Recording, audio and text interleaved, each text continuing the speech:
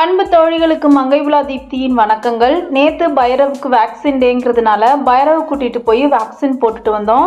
எனக்கு சுத்தமாக டாக்லாம் வளர்த்திய பழக்கம் கிடையாது. பட் என் பையனுக்கு டாக்னால் ரொம்ப பிரியம். அதனால் அவன் தான் வளர்த்திக்கிட்டு இருக்கான்.